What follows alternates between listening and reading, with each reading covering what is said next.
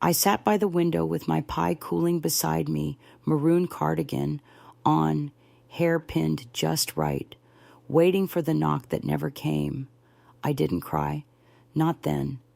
I just watched the leaves dance in the wind while the silence settled in like a guest no one invited. Hours later, scrolling through Facebook, I found the truth they didn't forget me. They planned Thanksgiving without me. My family, my only son, and his wife had left me out on purpose. Thanksgiving used to be my favorite holiday. The scent of cinnamon and sage, the sound of laughter layered over old jazz records, the shuffle of feet across hardwood floors as people passed around dishes and stories. It all made the house feel full in the best way. Every year, I'd bake my sweet potato pie the night before, wrap myself in my warmest shawl, and wait by the front window like clockwork, knowing my son, Aaron, would be by to pick me up. But this year, the silence came first. I woke up early, as always, before the sun had a chance to stretch across the sky. The chill had settled into the corners of my little house in Maplewood. I shuffled into the kitchen, lit the stove, and warmed the kettle, telling myself this year would be no different. The pie was already done, golden, spiced just right, resting beside the butter dish. That was always my contribution. Aaron would bring the ham. His wife, Camille, handled the sides and decorations. Their daughter, Mia, made a playlist, usually full of songs I didn't know, but nodded along to anyway. And me, I brought dessert, stories, and the quiet kind of love you only notice when it's gone. That morning, I dressed slowly. I chose my maroon cardigan. Aaron always said it made my skin look like warm caramel. I pinned my brooch on the left side like I always did, combed through my curls, and looked at myself in the mirror. "You still got it, Eileen," I whispered. "You still got it." By noon, the pie was at room temperature. I had reheated my coffee twice, then poured it out. My phone sat on the side table, screen up, no messages, no missed calls, not even a simple running late. At 2:00 p.m., I called Aaron. It rang twice, then went to voicemail. I didn't leave a message. Instead, I made a small plate of leftovers collard greens, a slice of glazed ham, a scoop of macaroni from the night before. I lit a single candle, set it on the table beside the untouched pie, and whispered grace. I tried not to taste the bitterness under the salt. It wasn't until later, when I opened Facebook, that I understood what had really happened. There they were, Aaron, Camille, and Mia, smiling in front of a roasted turkey, their table full, their plates heaped high. The caption read, "Grateful for this beautiful life and our beautiful people." Beautiful people, indeed. I wasn't one of them, and in that moment, something inside me shifted quietly. Finally. The truth wasn't just that they hadn't picked me up. It was that they had never planned to. I don't know what made me open Facebook that afternoon. Maybe habit, maybe hope. But the moment I saw Camille's post, I knew something was wrong. It was the first photo that hit me. Her arms wrapped around Aaron, both of them grinning like it was the happiest day of the year. Behind them sat a golden turkey, perfectly carved, surrounded by platters of cranberry sauce, stuffing, and greens. Her caption read, "Grateful for this beautiful life and our beautiful people." Family. First, thankful. I stared at those words until my eyes blurred. The table was set for 12. Every chair was filled. There was Mia, laughing with her cousins I hadn't seen since Easter. There was Aaron pouring wine, his smile wide and easy. Even Camille looked at peace, holding the pie plate I had given her last Christmas. But what hurt most wasn't that she used it. It was what filled it. It wasn't my pie. Not even a slice. My hands trembled as I scrolled through more photos. Everyone I had helped raise gathered under one roof, celebrating a holiday that once revolved around our family table. The same table I helped them build brick by emotional brick over decades of sacrifice, care, and forgiveness. And yet, not one photo showed an empty seat. Not one comment mentioned my name. Not even a, "We missed you, Eileen," because they hadn't missed me. They had erased me. I put the phone down gently, like it was something breakable. I stood up and walked to the window. Outside, the wind had picked up. Leaves swirled in golden spirals across the sidewalk, and 2 doors down, I heard the soft sounds of another family gathering laughter, dishes clinking, someone calling for seconds, and me, I felt like a ghost in my own life. I wrapped up the pie in foil and placed it in the fridge. I didn't cry. Not then. I'd lived too long to let tears come easy, but I felt something deeper. A kind of quiet grief that settles behind your ribs and refuses to move. Later that evening, I opened my phone again. I wanted no. I needed to see if I had somehow misunderstood. Maybe a missed message, a voicemail I hadn't noticed, a last-minute change of plans, but there was nothing. What I did find, though, was something else entirely. A notification. It came from a tag in one of the photos. Camille must have forgotten to untag me, or maybe Mia clicked it by accident. Either way, it gave me access to a private Facebook group I had never seen before, the Dorsey Family Circle. I clicked the link, and what I saw next hollowed me out. The group wasn't just a place for photo sharing, it was a space for planning. And 2 weeks before Thanksgiving, that planning had begun without me. I read the first post from Camille. "Are we seriously inviting Eileen again this year? I can't do her moping at the table. She kills the mood." Aaron's response was just 2 words, "She's my mom." And then Camille replied, "And I'm your wife. Pick a struggle." I blinked at the screen. More comments followed. Camille again, "Let's just keep it between us this year. Tell her dinner's canceled or something. She'll stay home and do her little prayer thing. Post a pic of the pie if she asks." Then Aaron replied with a thumbs-up emoji. That emoji, that lazy, complicit symbol hurt more than all the words. They joked about me falling asleep at the table last year. Complained about how long it takes me to get in and out of the car. Camille wrote that she couldn't stand the way I smell Vicks and old lady perfume. She called it. Aaron laughed. Mia didn't say anything, just liked the comment and dropped a gif of someone rolling their eyes. That silence from Mia, it cut deep. She was the one I baked cookies with every Sunday when she was a little girl. I taught her how to braid her hair. I held her hand when she cried after not making the soccer team, and now she liked a post that mocked the way I walked. Each message felt like a paper cut, shallow on its own, but together. They bled. I wasn't forgotten. I wasn't overlooked. I had been deliberately removed like clutter, like dust, like something that no longer matched the new decor. I sat still for a long time. My mind wandered to old memories holding Aaron's hand as he walked into kindergarten, writing checks for his college tuition after his father died, taking out a loan to help Camille open her bakery, and Mia.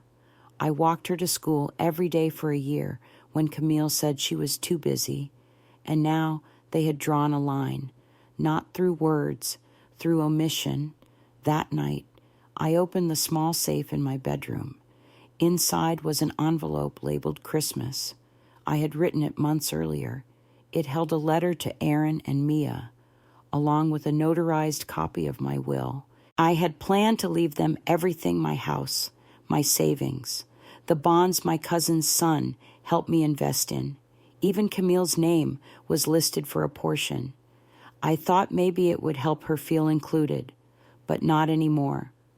I held the envelope for a long time, then slowly took a pair of scissors and cut it straight down the middle, right through the word Dorsey. I wasn't angry, not yet. I was clear about what family meant, clear about what I would no longer tolerate. And so, I made a call. Michelle Carter. I said, when she picked up, "Happy Thanksgiving." She paused. "Mrs. Eileen, is everything all right? I need to rewrite my will." There was another pause. Then she said, "All right, I'll come by first thing in the morning." And as I sat down in my kitchen again beside the candle, beside the untouched pie, I felt something lift. Not joy, not revenge, just the first breath of peace. Michelle showed up the next morning, just as promised. She knocked at 9:00 a.m., sharp, her breath puffing into the cold November air, a leather briefcase tucked under one arm and 2 paper cups of coffee in hand. "I thought you might need this more than I do," she said, offering one to me with a small smile. I hadn't slept much, still wore the same cardigan I'd cried in the night before. The candle had burned all the way down to a stub, and my house smelled faintly of cinnamon and cooled regret.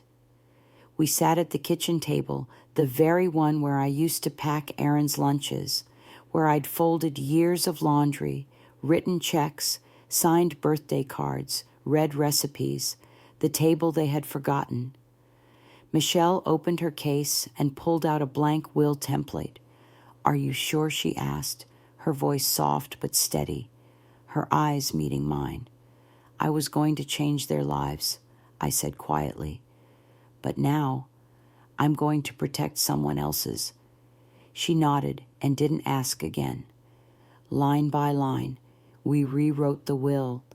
I struck out Aaron's name, Camille's too. I hesitated briefly on Mia, my granddaughter, the one who hadn't spoken, hadn't defended me.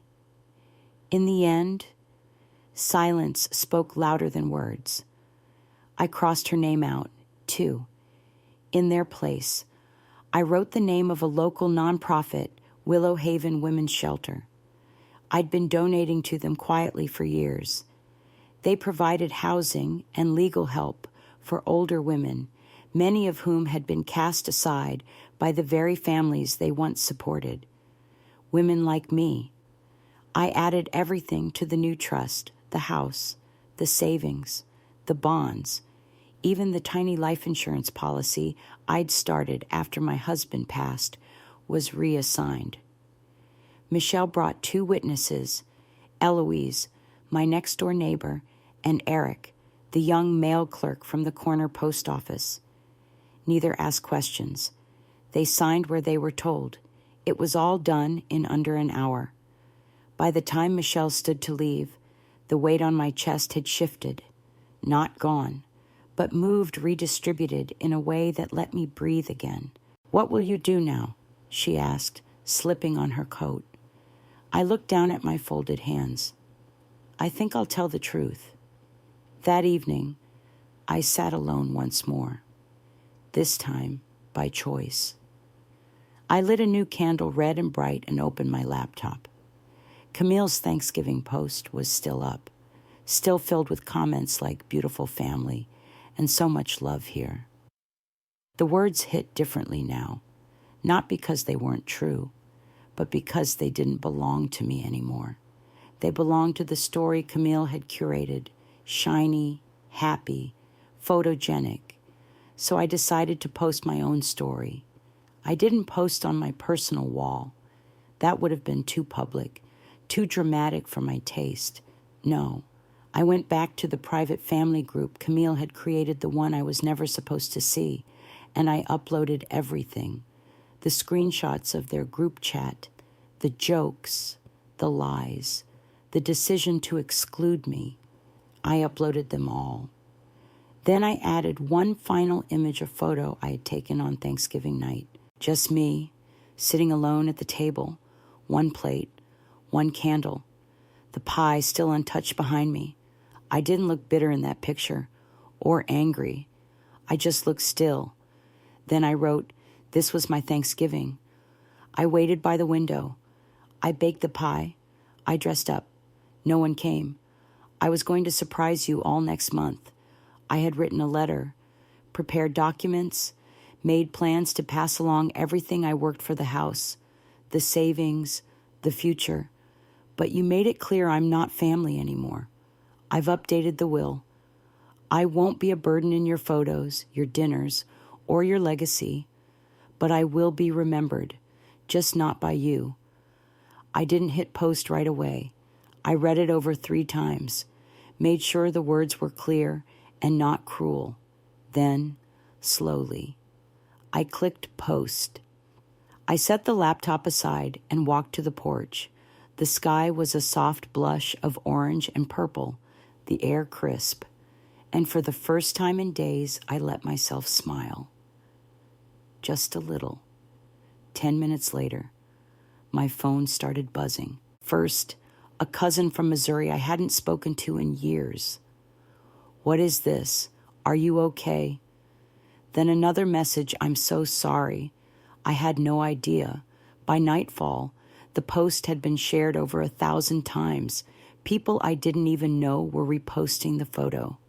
My face at that lonely table, the candle flickering beside me, and calling it brave.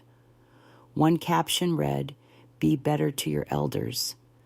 This is heartbreaking, and yet the most painful comments came from within the family. Aunt Bernice Aaron, "Is this true, Cousin Lisa? I just talked to Eileen last week. She was so excited for Thanksgiving.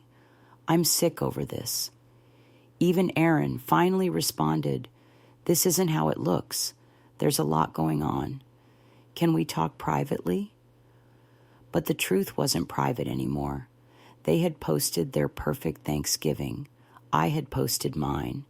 And now the world could see the difference. The next morning, I woke up to a phone that wouldn't stop buzzing. Over 3,000 shares, hundreds of comments, women from across the country messaging me, some from as far as Canada and the UK. One wrote, "You spoke for all of us." The hashtags took on a life of their own. Forgotten on Thanksgiving. Elder shame. I am Aline. Right in the middle of it all was me. Not for the years I cooked or gave or bent myself to fit, but for finally telling the truth. By midday, Camille had deleted her post. Aaron called twice. I let both go to voicemail. He called again in the evening. I answered not because I wanted to hear what he had to say, but because I wanted him to hear me. "Ma," he said, "what are you doing eating lunch?" I replied, "You know what I mean," he said, exasperated. It got out of hand. The post, it's everywhere. Camille's crying. Mia won't come out of her room. You've made your point. I stayed calm. "No," I said, "my point wasn't just for you. It was for everyone who thinks people like me won't speak." He was quiet, so I told him the one thing he hadn't heard yet. I was going to leave you everything. Aaron, the house, the accounts, the savings. I had it all prepared. He stammered, "Wait, what?" I changed it the night I ate alone. Silence. "You really gave it all away?" He finally asked, voice small. "Yes." And then he hung up. No goodbye, no apology, just silence. But this time, it didn't hurt. That silence was the sound of everything shifting. I never imagined my quiet little story would ripple across the internet like it did. But by the time the sun rose the next morning, my phone was buzzing nonstop. I hadn't even pulled back the blinds yet, and already there were over 1,000 new notifications. What began as a simple truth, a woman forgotten on Thanksgiving, had turned into something else entirely. By 7 a.m., the post had been shared nearly 3,000 times, not just within the family group, not just by a few old friends. Strangers, bloggers, caregivers, and people from all over the country had reposted my photo, the one where I sat alone at the table. One untouched plate, one flickering candle, and a pie no one had come to eat. Some called me brave, others called my family disgraceful.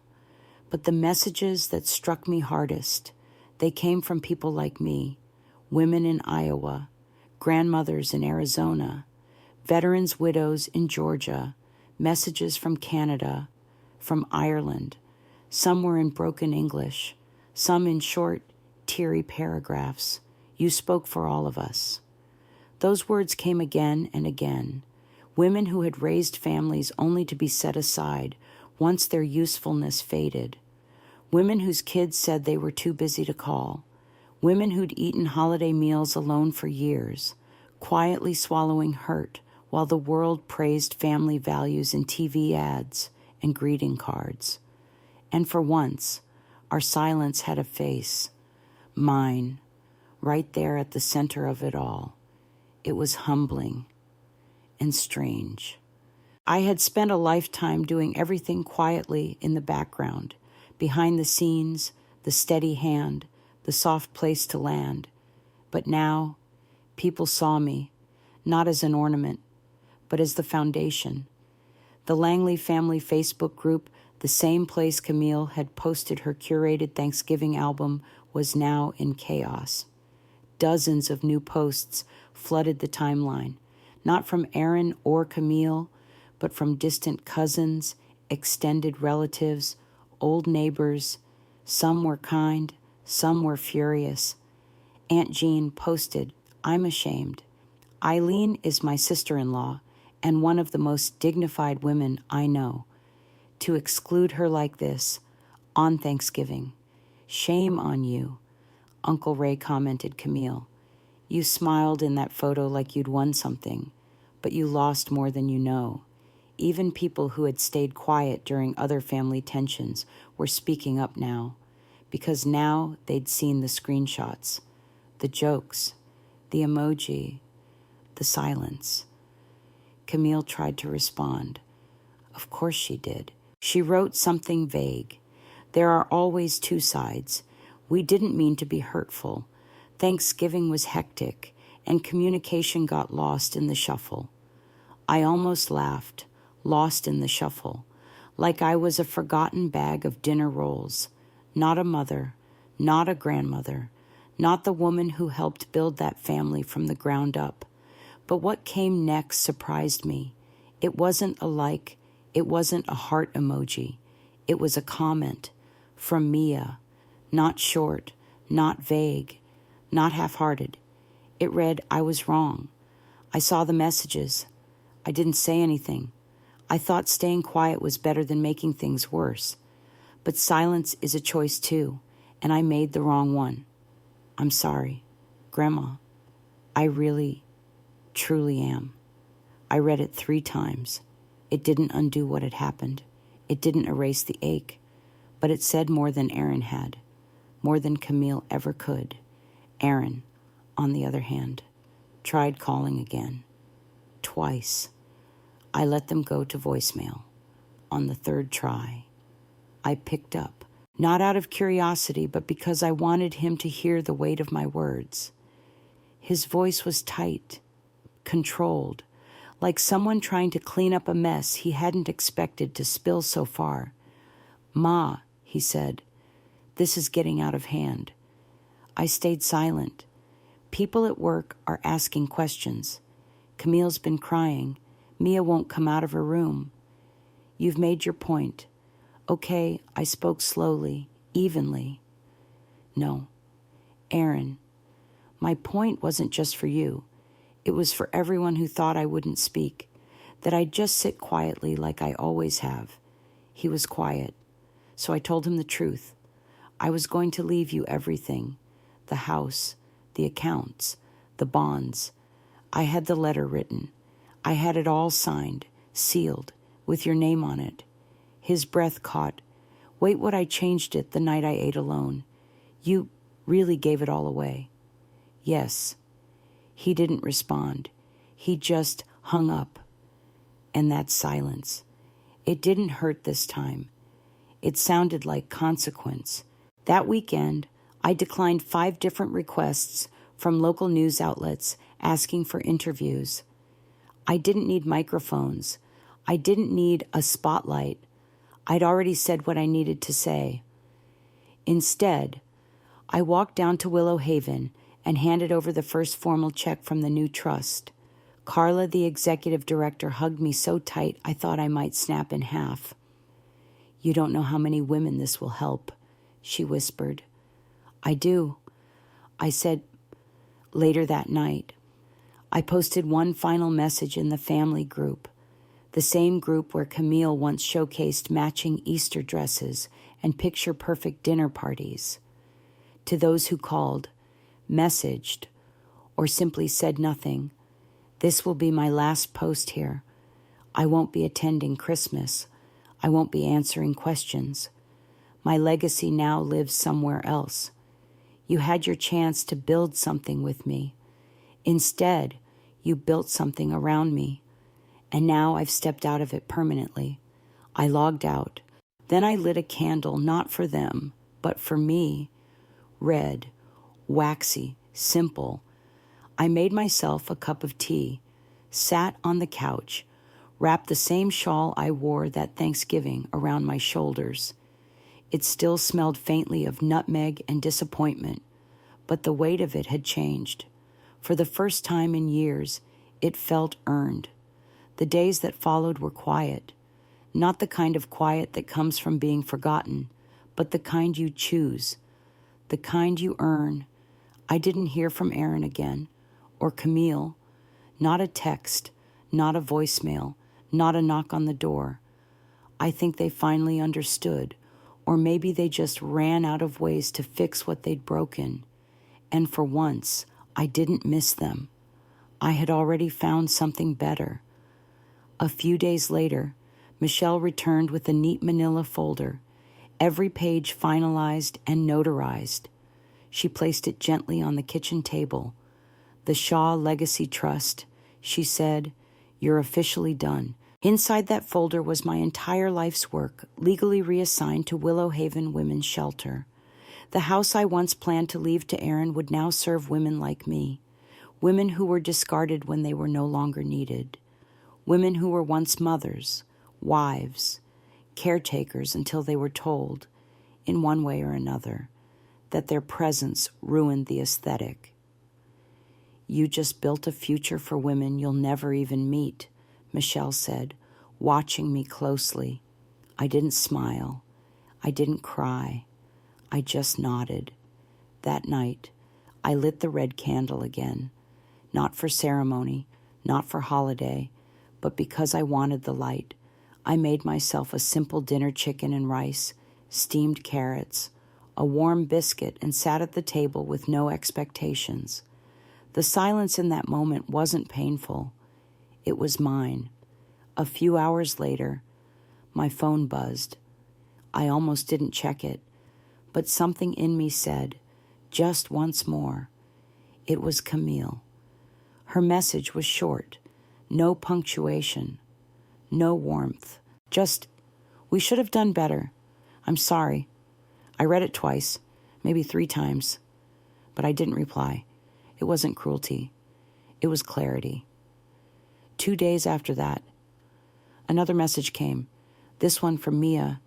"Grandma, I know I can't undo what happened, but can I come see you? Just for a minute." That one I sat with for a long while. I even wrote a reply, a kind one, but I never sent it. Because sometimes silence is the clearest boundary a woman can draw. And I'd spent too many years drawing soft lines in sand, only to watch them be stepped over like they didn't exist.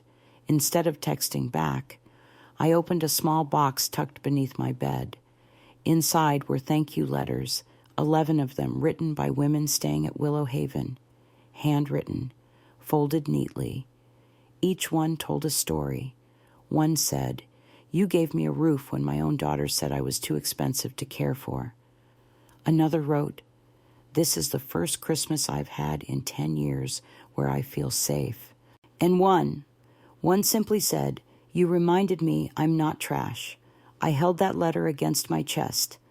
Then I placed them all carefully next to my Bible and my old recipe cards, things worth keeping. Later that evening, I logged into Facebook one last time. The family group was still there, but quiet now. No new photos. No more curated perfection. My last post was still pinned at the top, still being shared, still sitting like a glowing ember in the middle of what had once been their carefully crafted world. I clicked Leave Group. A message popped up. "Are you sure you want to leave this group?" I clicked yes. I didn't need to watch the aftermath. Let them clean it up. Let them explain. Let them pretend. I was done standing in the background of their story. The next morning, I wrapped my scarf around my chin, locked up the house, and walked into town. I passed Camille's bakery, saw the lights on inside, but I didn't glance through the window. I wasn't interested in who she was pretending to be that day. Instead, I walked 3 more blocks to Willow Haven. I carried a pie I had baked the night before, my signature sweet potato, spiced with cinnamon and clove, the same one I used to bring to Aaron's table. When I walked through the doors, Carla greeted me like an old friend. "You're always welcome here," she said, hugging me with both arms. And for the first time in a long time, I believed it. For so many years, I believed legacy meant blood, that what we built, what we saved, what we sacrificed, it all belonged to our children. No matter how they treated us, no matter how much they took for granted, family, by default, deserved everything. But that Thanksgiving taught me something different. Legacy isn't about who shares your name. It's about who shows up when no one's watching. It's about who pulls up a chair before you have to ask, who calls before you're forgotten, who checks in not for holidays or hashtags, but because your silence matters to them. It took me 76 years to learn that. I wish I'd learned it sooner. Christmas came, just as the calendar promised. But there were no blinking lights in my window, no gift bags with Camille's name, no voicemail from Aaron pretending to forget the past. And I didn't need them. I spent Christmas at Willow Haven, just like I said I would. We had a small tree strung with handmade ornaments, carols on an old stereo, a dinner of roasted chicken, mashed potatoes, and green beans with almonds, and laughter real, full laughter that filled the room with something that felt like family. I brought my pie again. This time, it was eaten, every slice. As the evening wound down, I found myself sitting next to a woman named Dolores. Her eyes were kind, but tired. "My son dropped me off at a bus stop 3 years ago," she said quietly. "Told me he'd be right back. I'm still waiting." She smiled as she said it, but her eyes glistened. "I'm sorry." I whispered, "I'm not," she said. "I wouldn't have met these ladies if he hadn't." We raised our teacups in a quiet little toast. "To beginnings," I said. "To peace," she replied. When I got home that night, the furniture was the same. The curtains were still old, but everything felt new. The silence, it didn't ache anymore. It was mine now, chosen, claimed, peaceful. I curled up on the couch, pulled a blanket over my knees, and lit one last candle. Gold this time, flickering gently on the coffee table. I didn't wait for anyone to call. I didn't refresh my phone. I didn't wonder what they were doing, because I already knew. They were looking backward, and I was finally, beautifully, done doing the same. A few weeks after Christmas, Carla asked me if I'd be willing to speak at Willow Haven's annual winter dinner. Just a few words, she said.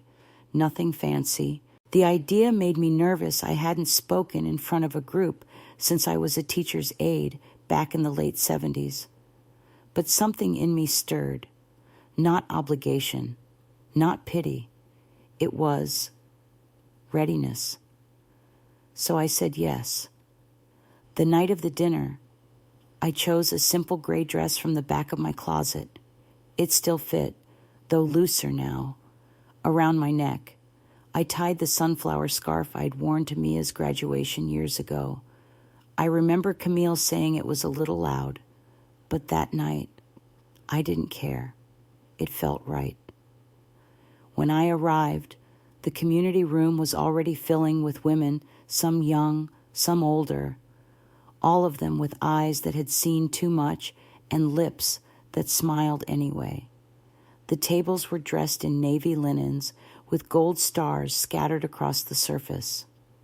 Volunteers moved between them, pouring cider and setting out plates of meatloaf and mashed potatoes. Carla gave me a gentle wave from across the room. "I saved you a few minutes before dessert," she whispered. I nodded, took a breath, and waited. When it was my turn, I stepped up to the small podium, really just a music stand draped in fabric, and looked out across a room full of survivors. Some women folded their hands. Some leaned forward, curious. One wiped at the corner of her eye before I even opened my mouth. I cleared my throat. "My name is Eileen," I said. "My family calls me nothing these days, but for a long time, they called me everything. They called me Ma, Grandma, Giver, Helper, Listener. I built my life around those names." I paused, glanced down at my hands, and then back up. I used to believe legacy meant blood, that everything I built, my house, my savings, my recipes, my stories belonged to those who shared my name. I thought if I gave enough, they'd remember me kindly. I thought if I stayed quiet, they'd keep me close. A few nods around the room, a few murmurs of recognition. But silence isn't the same as peace, I said, and family isn't always blood. Sometimes, family is the woman who pours you a second cup of tea without asking, the one who saves you a seat, the one who sees you truly, sees you when everyone else looks through you. I looked toward Carla, who was holding a hand over her heart. I spent 76 years thinking my legacy was a name etched into a family tree. But it turns out, legacy is about presence, who you show up for, who shows up for you. Legacy is who you lift up when the world has let them fall. I didn't speak long, 5 minutes, maybe less. But when I stepped down, the room stood up. They clapped. Some cried. One woman hugged me tight and whispered into my ear, "My daughter left me at a hospital lobby last year. I haven't heard from her since. You helped me stop blaming myself." That hug meant more to me than any birthday toast I'd ever received. After dessert, apple crisp and whipped cream, Carla pulled me aside. She led me down a quiet hallway to a room I hadn't seen before. A small brass plaque was nailed to the wall beside the door. The Eileen Room, a space for women to rest, reset, and feel safe, especially grandmothers who have nowhere else to go. I placed my hand over the plaque and closed my eyes. The room was modest. One bed, a soft chair by the window, a bookshelf lined with paperbacks, a handmade quilt folded at the foot of the mattress. But it felt like the most sacred space I'd ever been connected to. That room, my room, had more meaning than any inheritance I could have left behind. Because now, I wasn't just giving to someone. I was giving through them. Women I'd never meet would sleep safely under that roof. They would warm their hands by the same radiator, read the books I donated, write their own new beginnings between those 4 quiet walls. And in doing so, I would be remembered. Not for the dinners I wasn't invited to, not for the pie no one came to eat, but for building something that outlived the silence. A few nights later, I lit another candle, gold, like the plaque. I sat on the couch with a cup of peppermint tea, wrapped in my thickest robe. I didn't feel sad. I didn't feel angry. I felt grounded. For the first time, I didn't scroll through my phone to check what my family was doing. I didn't wonder if Camille had posted another curated photo. I didn't hope for a message from Aaron. I didn't ache for Mia's voice. I just sat, still, whole. The next morning, I walked to the post office, a habit I hadn't broken even with email and online banking. Inside my box was a cream envelope with no return address. The handwriting stopped me cold. It was Mia's. I walked home before opening it, folded myself into the armchair, and slowly pulled the letter from the envelope. It wasn't long. Grandma, I've been thinking about how long you showed up for us and how little we showed up for you. You didn't deserve what we did. I know it's too late to ask for forgiveness, but if you ever want to have tea, just tea, no promises, I'll be there. Love, Mia. I folded the letter, held it for a moment, then placed it in the drawer where I kept the thank you notes from the women at Willow Haven. I didn't write back. Maybe one day I will. But for now, she needs to sit with the silence, to taste it the way I did when I waited by the window. Pie in the fridge, cardigan on, and no car ever came. Redemption takes time, and effort, and loss. I'm not bitter. I'm just done being the one who always does the reaching. And somehow, that is its own kind of peace. I spent New Year's Eve at Willow Haven, sitting beside a woman named Myra. She told me her son had left her at a bus station 3 years ago, said he'd be right back and never returned. She smiled as she told it, but her eyes stayed watery. I'm sorry, I whispered. I'm not, she said, reaching for her tea. If he hadn't left me, I wouldn't have found this place. I wouldn't have met you. We clinked our cups softly, a quiet little toast between two women who had been forgotten and then found. To beginnings, I said. To peace, she replied. That night, I came home to the same old house, the same furniture, the same curtains, but it all felt different, lighter. The silence wasn't heavy anymore. It was mine now, chosen, owned, peaceful. I didn't wait for anyone to call. I didn't scroll through photos. I didn't wonder what Aaron or Camille or Mia were doing. They were looking backward. And for the first time in my life, I wasn't. Sometimes, the people you love most will be the ones who hurt you the deepest, but your worth is not measured by the seat they save for you at their table. It's measured by how you rise when no one is watching, and how you build something new with grace and without asking permission. You are not forgotten. You are not alone, and you deserve to be seen. If this story touched your heart, tell us where you're listening from and share your own experience in the comments. And if you haven't already, please subscribe to our channel. Your support helps us continue to share real stories that matter.